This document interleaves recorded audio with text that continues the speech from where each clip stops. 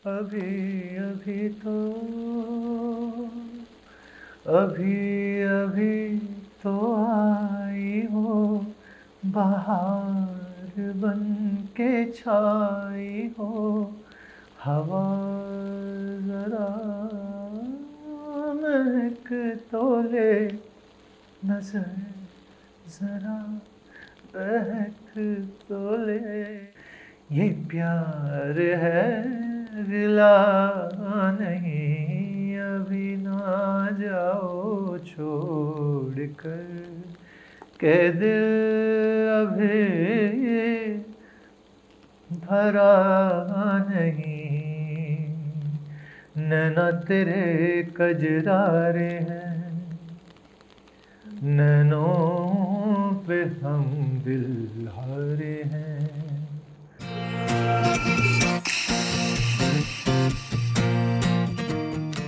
फिल्में और गीत संगीत हमारी लाइफ में बहुत ही इम्पोर्टेंट रोल प्ले करते हैं। खुशी हो, गम हो, हार्ट ब्रेक हो या कोई सेलिब्रेशन या फेस्टिवल, हमारे पास हर इमोशन को पोर्ट्रे करने के लिए गीत और संगीत है। We are truly blessed. हमारे आज के पॉडकास्ट के गेस्ट भी संगीत की दुनिया से ही ताल्लुक़ रखते हैं। Famous Bollywood playback singer Aman Trikha. Welcome to unscripted जिंदगी with Kirti Aman. Thank you so much. I'm doing good. I Okay. hope the same about you. या आई एम ऑल्सो गुड। सो अमन, आपने इंजीनियरिंग की पढ़ाई की है और आप कि अगर बचपन की हम बात करें, जैसा हमने आपके ऊपर रिसर्च की, तो आपका जो संगीत के प्रति जो आपका प्यार है वो कीबोर्ड से शुरू हुआ जी। और इतना लंबा सफ़र कि अब आप एक बहुत ही फेमस प्लेबैक सिंगर बन गए हैं बॉलीवुड में। तो ये जो प्यार था संगीत से, ये कैसे परवान चढ़ा? शुरुआत हर चीज़ की कहीं ना कहीं से होती है, एक ज़रिया होता है। तो कीबोर्ड्स एक वैसा ज़रिया बना जिससे मेरे अंदर संगीत की वो समझ है। बच्चों में कई अलग अलग प्रकार की रुचियाँ होती हैं, जिज्ञासा होती है, एक्सप्लोर करते जिज्ञासा हो होती आप। है अलग अलग चीज़ों की। एक और एक वही जैसे आपने जिज्ञासा कहा, तो वो इच्छुक अगर आप होते हो, बट किस हद तक होते हो वो ज़रूरी होता है। फिर जब आप इंजीनियरिंग में जब आप आए, देन जी। फिर यू रियलाइज कि अब इसको एक प्रोफेशनल ट्रेनिंग लेना चाहिए। गायन की जो कला है उसके बारे में मुझे नहीं पता था कि मैं गा भी सकता हूँ। It was all about playing. Okay. I used to play keyboard since the age of 5-6। Important चीज़ बेसिक लेवल पे कोई भी बच्चा होता है, कोई भी म्यूजिक सीख रहा है, उसके अंदर ये चीज़ होनी चाहिए। तो आपके एक इंटरव्यू में कहीं हमने सुना था, आपने कहा कि जब आपने म्यूज़िक शुरू किया, जी। सीखना शुरू किया और आपको लगा कि आप गा भी सकते हैं, तो आप अपनी सीडीज़ बना करके लोगों को, म्यूज़िक डायरेक्टर्स को ले जा करके देते थे। और आपने एक बहुत ही अच्छा स्टेटमेंट बोला कि आपके जो गाने थे, लोग सुनने वाले तो कम थे, नहीं सुनने वाले ज़्यादा थे। ये क्या वाक़या था? ये बहुत लंबी जर्नी है, और वही वो लंबी जर्नी जो होती है वो आपको रिजेक्शंस और फेल्योर्स और आपको ऐसी, जब आप पीछे मुड़ के देखते हैं तो आपको ये सब चीज़ें याद आती हैं। हर बार ऐसे नहीं होता कि जितनी आप मेहनत करते हो उसका आपको रिजल्ट उतना ही मिले, उस लेवल उसका पर रंग मिले। आपको मिले, उसका आपको फल मिले। इस समय आप उस चीज़ को प्रस्तुत करते हो, जो प्रेजेंट करते हो, तो आप वो सीडी हो या चाहे आजकल तो यूट्यूब, तब तो सीडीज। आजकल सीडीज में क्या होता है? सीडीज था क्या? सीडीज में कौन करता है आजकल? डाल दो रील, बना दो 10 सेकंड की, तो 3 से 10 सेकंड की आज कहानी है। बिल्कुल। तब तो 700 MB की कहानी होती थी सीडी में, और एक कहीं और का पर्सनली जाके आपको हैंड ओवर करना है, देना है। जी। उनके लिए तो आप, you are just another struggler, you are just another person. इतनी मेहनत और इतना स्ट्रगल के साथ आप किसी को देकर आए, आप सीडी की, एटलीस्ट आप इतनी उम्मीद तो करते हैं। सिलेक्शन तो ठीक है, दूर की बात है, बट एटलीस्ट इतनी उम्मीद तो एज ए ह्यूमन अपन रखते हैं कि आप एटलीस्ट सुन तो ले। उम्मीद असल ज़िंदगी से बहुत इस मायने में अलग होती है, और अनफॉर्चुनेटली उम्मीद और असलियत का कोई मेल नहीं होता। और आपको एक मौका मिला, ब्रेक मिला, और आपको जो पहला सॉन्ग मिला वही इतना हिट हुआ, गो गो गोविंदा ओ माय गॉड का। तो ये फिर इन स्ट्रगल के बीच में ये इतना इम्पोर्टेंट और अच्छा सॉन्ग आपको कैसे मिला? मतलब इसकी क्या कहानी थी? जी, स्ट्रगल तो देखिए, वो मैं तो समझता हूँ कि ज़रूरी है, क्योंकि बिना स्ट्रगल के अगर आपको कुछ मिल जाता है बड़ा, तो उसकी वैल्यू नहीं होती। हाँ, तो आपको उसका स्वाद ही नहीं समझ में आएगा कि ये हुआ क्या है। दूसरे लोगों को इस चीज़ में अगर 2-3-4 साल लगते हैं, तो मुझे शायद 5-6-10 साल लग जाए, क्योंकि मेरा कोई बैकअप उस तरीके से नहीं है, मुझे कोई बैक नहीं कर रहा है। मेरा कोई गॉडफादर या मेरी कोई इस इंडस्ट्री में कोई ऐसा कोई फिगर नहीं है मेंटोर जो नहीं है मुझे आपका। गाइड कर सके या जो मुझे हेल्प कर सके, जो मुझे उन लोगों के उन नामों के बीच में रख सके कि हाँ जी ये है। एक ऐसी नौबत आ गई थी कि मैंने रियलिटी शोज में भी जाना बंद कर दिया था एक टाइम के बाद, क्योंकि मुझे लगता था कि वहाँ अच्छा, आप ऑडिशन के लिए जाते ऑडिशंस के लिए जाते थे, और ऑडिशंस में जो आज के भी जितने लोग हैं जो इनके गाने आ रहे हैं, जो अच्छा काम कर रहे हैं, हम लोग सब basically we were all colleagues बोल सकते हैं, पीयर्स। पता चलना चाहिए कि कहीं कोई सिंगिंग ऑडिशन हो रहा है तो सब पहुंच जाते थे। तो कभी आपको ऐसा नहीं लगा कि आप अगर हर ऑडिशन में जा रहे हैं और आपको अगर आपका सिलेक्शन नहीं हो पा रहा है तो कभी आपको ऐसा महसूस हुआ कि शायद मुझ में कमी है या मैं अप्रोप्रिएट नहीं हूँ, या आप इतने कॉन्फिडेंट थे कि नहीं मेरी तालीम या मेरे रियाज या मेरे गायन में तो कोई कमी नहीं है? एक हद के बाद तो मुझे लगने लग गया था कि होता था कई दफे जब बहुत ऐसी चीजें होती थी कि जब लगता था कि नहीं इसमें तो हो जाना चाहिए, इसमें तो इतना तो बुरा नहीं गाया है कि जो फर्स्ट राउंड भी ना सिलेक्ट हो पाए। मतलब जब इतना आप लो फील करते थे और रिजेक्शंस मिलते थे तो क्या इंस्पायर करता था आपको वो फाइट बैक करने के लिए कि नहीं मुझे ठीक है 1-2 दिन हो गया लेकिन अब अगेन एक कमर कस के मैं फिर से अरीना में उतरूंगा? जैसे कि पहले भी मैंने कहा कि मुझे वक्त लगेगा, टाइम लगेगा, कितना लगेगा मुझे नहीं पता था, हाँ, क्योंकि बट आप रेडी थे उस टाइम हाँ को। मैं उस जंग के लिए हमेशा तैयार था। हद पार जब हो जाती है तो आपको लगता है कि ये इतना गलत या इतना इतना कंटिन्यूसली जब आपके साथ कुछ होता है ना, बट इन अ वे वो होता ये है कि आपको आगे आने वाले वक्त के लिए वो और मजबूती जो है वो आपके अंदर जो है वो इंस्टिल हो रही होती है। जब आप एक्चुअल मैदान में उतर जाते हो वो तो प्रैक्टिस हो रही होती है, लेकिन जब आप एक्चुअल मैच में खेल रहे होते हो तब आपको बाउंसर आएगा या यॉर्कर आएगा और फुल टॉस अबव वेस्ट भी आएगा, आपको गुड लेंथ भी आएगा, तो आपको सब टैकल करना है। टाइम का जो फल है वो धीरे धीरे धीरे धीरे कहीं ना कहीं छोटी छोटी ही सही लेकिन मिलने लग जाता, तब आपको पिक्चर क्लियर लगती है कि नहीं ये वो जो खेल था ऊपर वाले का वो ऐसा था। तो कैसे आपको ब्रेक मिला? फर्स्ट ब्रेक मतलब कहाँ? आप जब ऐसे ही स्टूडियोज में जाते थे तभी किसी ने आपको ब्रेक दिया या आपको रियलिटी शो में गाते हुए देख करके आपकी सिंगिंग से इम्प्रेस होकर के आपको कॉल आया? मैं हिमेश जी से मिला, हिमेश रेशमिया जी, तो उन्होंने मेरी सिंगिंग और मेरी आर्ट पे बहुत भरोसा जताया और बहुत मेरा और उनका एक ऐसा कनेक्ट हो गया था उस शो में कि सॉन्ग को सुनते थे वहाँ पे रियलिटी शो में, लेकिन साथ ही साथ उनके साइमल्टेनियसली उनके दिमाग में उनकी खुद की कंपोजिशन चल रही होती थी कि मेरे कौन से गाने हैं जो ये गा सकता है, जिसमें इसकी वॉइस एकदम फिट बैठेगी। और तो आपको एक ही टेक में start to end go record होता है, बीच में कहीं पंच या कट नहीं होता, लेकिन आज तो एक एक शब्द कट होता है, पंच होता है। बट वो सुरक्षेत्र में जब हम गाते थे तो वो एक वो भी एक ही टेक होता था, लाइव ही होता था।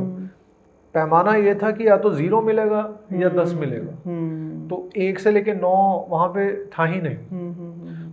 और मैं तो वहाँ पे मैन ऑफ द सीरीज का खिताब मिला मुझे वहाँ, और वहीं से जैसे आपका सवाल था कि वहीं से शुरुआत हुई यात्रा सफर जो है वैसे, क्योंकि जब जैसी वो पूरा जो शूट था वो यूएई में था। इनफैक्ट जब मैं वहाँ था तो तभी उन्होंने गाना था वो भेज दिया था मुझे, गाना सुन के कहा था कि आप तुम रिकॉर्ड करके मुझे भेजो क्योंकि मुझे सुनना है कि तुम्हारी आवाज़ कैसे लगती है इसमें।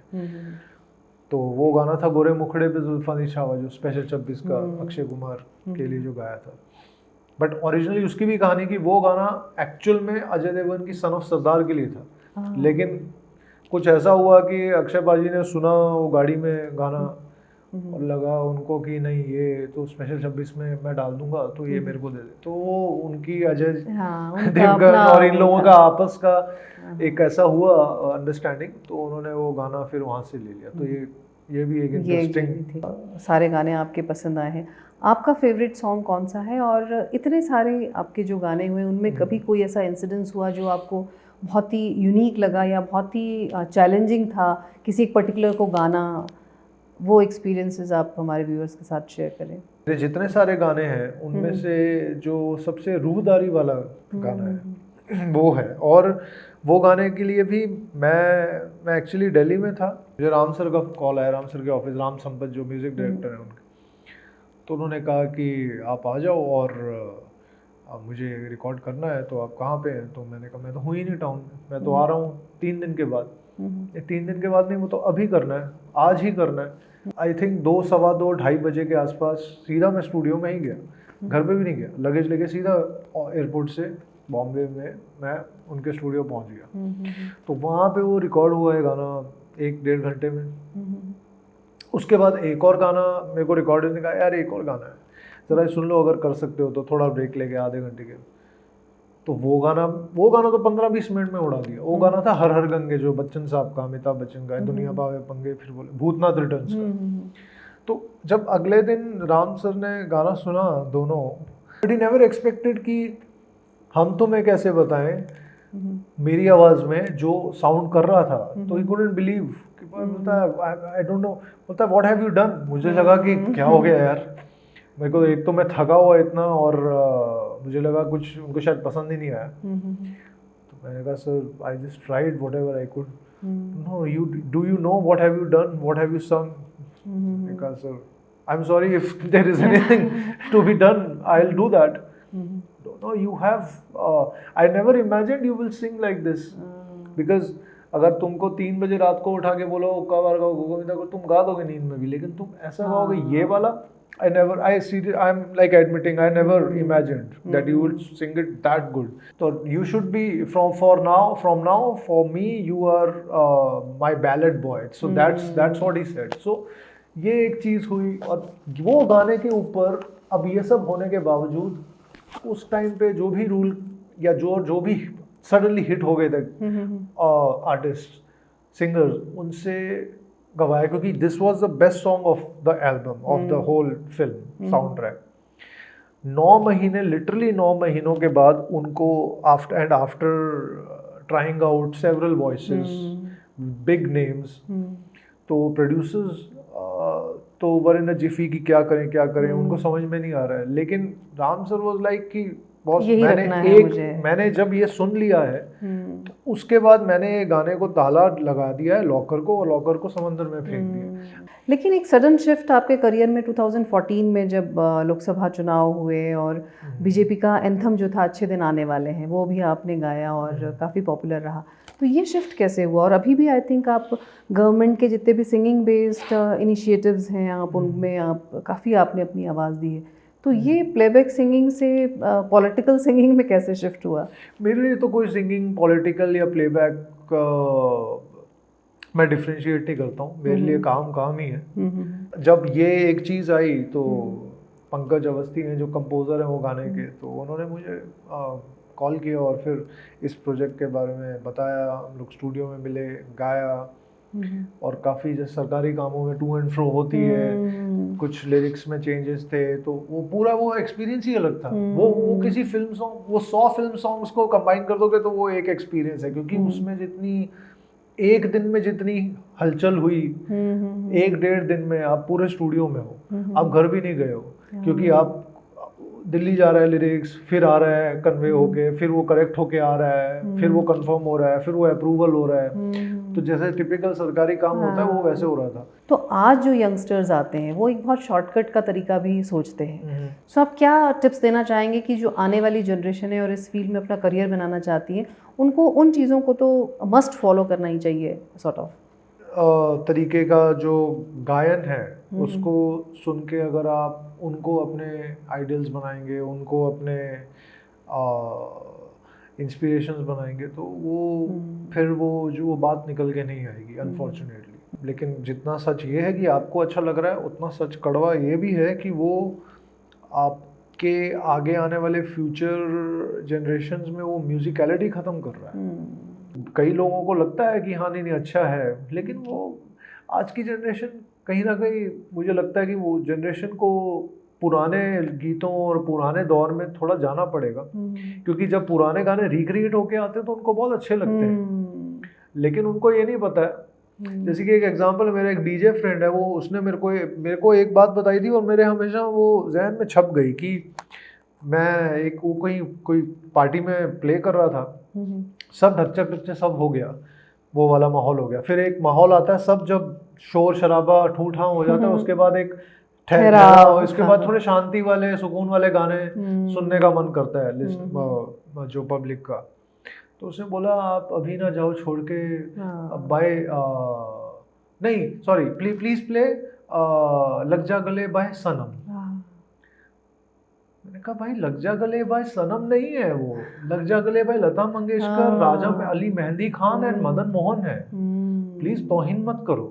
सॉरी टू से मैंने वो सनम इन लोगों ने रिक्रिएट किया है, ठीक किया है, अच्छा किया है, बट लग जा गले, अब प्रॉब्लम ये है कि जनरेशन को पता नहीं है कि लता मंगेशकर ने वो गा दिया है 1959-60 में, वो नहीं पता है। अब उसको चेंज हो रही हाँ, है, वो रिक्रिएट कर रहा जा रहा है तो पता चल रहा है। रंजीशी सही या कोक स्टूडियो में कोई रिक्रिएट कर देता तो लगता है ओहो क्या बात है। आप अगर असल वाला सुन लोगे तो आप मतलब फिर जन्नत ही पा जाओगे शायद।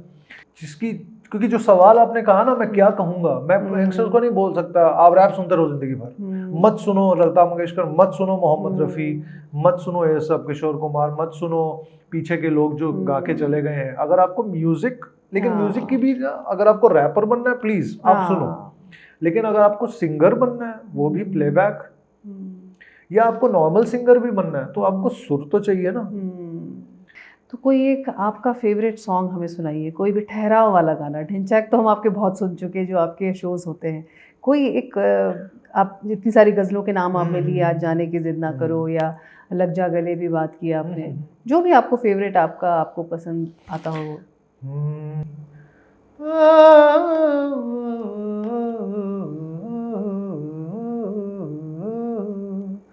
अभी अभी तो आई हो, अभी अभी तो,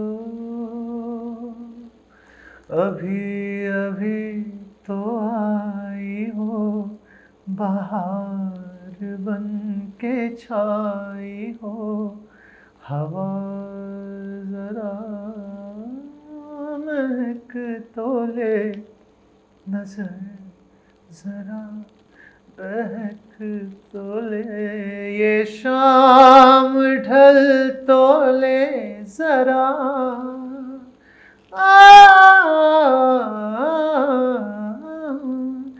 ये शाम ढल तो ले जरा, ये दिल संभल तो ले जरा, मैं थोड़ी देर जी तो लूं, नशे के घूंट पी तो लूं, नशे के घूंट पी तो लूं, अभी तो कुछ कहा नहीं, अभी तो कुछ सुना नहीं, बुरा ना मानो बात का, ये प्यार है गिला नहीं, अभी ना जाओ छोड़ कर के दिल अभी भरा नहीं, नैना तेरे कजरारे हैं, नैनों पे हम दिल हारे हैं, अनजाने ही तेरे नैनों ने वादे किए कई सारे हैं, सांसों की लय मध्यम चले तो से कहे बरसेगा सावन, बरसेगा सावन, झूम झूम के दो दिल ऐसे मिलेंगे, आओगे जब तुम और साजना, अंगना फूल खिलेंगे। बहुत खूब, बहुत खूब। आपके दोनों गानों को आपने चरितार्थ कर दिया। आप हमारे प्रोग्राम में आए तो सच में फूल खिल गए हैं, और जाने की ज़िद आप ना करें, लेकिन हमारे पास ऐसा कुछ मोटिव होता कि हम आपको रोक पाते और आपके साथ आपके गाने सुनते रहते, लेकिन समय की कमी है और इस प्रोग्राम को हमें यही वाइंड अप करना पड़ेगा, but it's a pleasure talking to you Aman, and thank you. Best wishes कि आप इसी तरह से थैंक यू। ब्यूटीफुल और बहुत ही खूबसूरत रूहदारी के साथ आप गाते रहें और हम लोगों को संगीत के जो लय है उसमें डुबोते रहें। बहुत थैंक यू बहुत सो धन्यवाद। Much. Thank you so much. Thank you.